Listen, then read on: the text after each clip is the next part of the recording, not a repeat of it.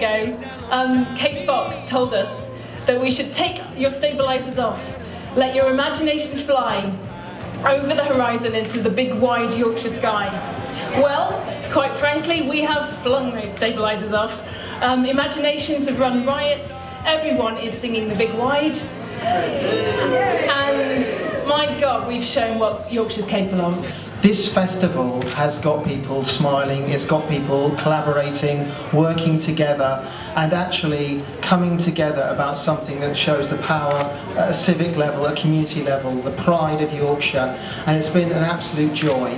It's been very powerful, I will say, with our politicians, with communities, to see the role of arts and culture, to see the role of local authorities embracing it in difficult times. So that's been an absolute joy. I just want to say an enormous thank you on our behalf for everything you've done. My overwhelming sense of the festival is it has been the most incredible, fun thing. It's had a great sense of humour. The things that the ideas people have come up with, the way they've executed it, the spirit of the festival has been absolutely marvellous.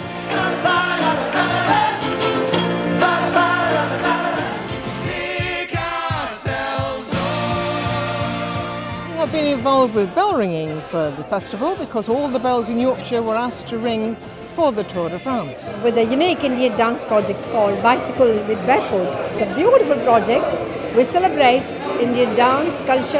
I'm proud to say that I was the choreographer of Ghost Peloton. I play in a band called Hope and Social, and we were one of the lead projects of the festival. We wrote the festival song, The Big Wide. I was commissioned by the festival to run 20 workshops in 10 different towns. I took 10 scrap bikes and we covered them in one. We've been mainly involved with Hope and Social.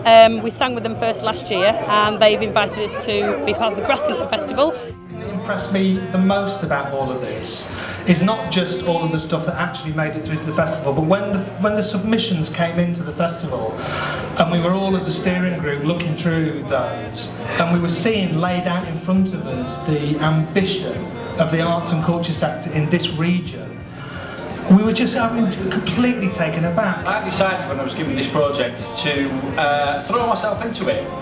I had a little bit of scepticism about the arts and culture industry, I have to say. A little bit wacky, a little bit creative.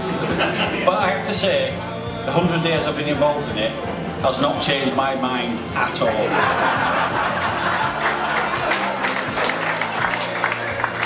So, why do I say that? I see men and women in dancers in tights and lycra recreating a football match with Brian Glover in Kent, down in Sheffield. I've stood with the Dewsbury Rams mascot, a giant ram, in the middle of Dewsbury, watching the most fantastic spirit performance with cyclists being hoisted in the air and sprinkling glitter all over. I've seen 18 people pedal a grand piano up a hill in I've seen giant snails making their way through the centre of Todmorden, grannies riding musical shopping trolleys. So, have I been converted? Have I been a Luddite when it comes to art and culture? Absolutely. It's just the most amazing thing to meet with a group of 50, 60, 70 people who you didn't know, who you embark on a shared endeavour with, and you don't know where they come from, and you get to know them, and you get to know them through going through an amazing artistic journey led by MVA and by Phoenix Dance, and it was completely unforgettable, and it changed lives and it built relationships, and I had a little experience of that, and I had a fantastic experience by doing all bureaucracy things, worrying about jobs and money and juggling relationships, and then I come out over here to this car park for 4 hours and Sharon would just tell me what to do whilst cycling. It's fantastic. My personal highlight was being told what to do by Sharon whilst cycling a bike for 10 nights running while she was choreographing the Ghost Peloton. All the gigs were incredible. We did 90 workshops, and like some of the workshops were just like absolutely heart melting. They tried to drive the route that the tour was going to take as much as possible, and I just genuinely felt it again. Being part of the Ghost Peloton was amazing.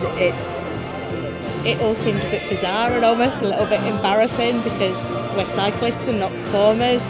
We haven't got time to tell you. It's just been so big, and it's just been so friendly. I think the journey to actually creating Ghost Peloton, really, and just the commitment from the cyclists was absolutely phenomenal. Everybody says hope and social, but that's because in a way they were at the heart of the festival. Oh, it's really hard because I was asked this question right at the beginning whether I had a favourite. I don't have a favourite because all 47 projects are my favourite. The farm in Huddersfield, the French pop-up farm, that was amazing. What commuters must have thought coming off the train that morning. The highlight was actually the opening of the Tour de France. I mean, that was absolutely amazing to walk on stage with all those people and all the action and just the music. All the girls were absolutely ecstatic. Celebrated community creativity. It gave an opportunity for us to involve the grassroots community to Asian communities, mainstream communities. It's been a great pleasure just to be the whole of Yorkshire together, just doing something useful. It's just been absolutely amazing. I think that it's been a brilliant opportunity to stage the beautiful county we live in. The Yorkshire Festival's really spurred us on to get new members and to do more work in the community. That's what the festival will create, a whole new way of working, a whole new set of people who are working together to make work in Yorkshire so that we can conquer the world, basically. You know, what I like to say is a big thank you to everybody who got involved. You know, people really picked this idea up. They went with it. They did all sorts of interesting things, and they've just developed something that captivated the people of Yorkshire.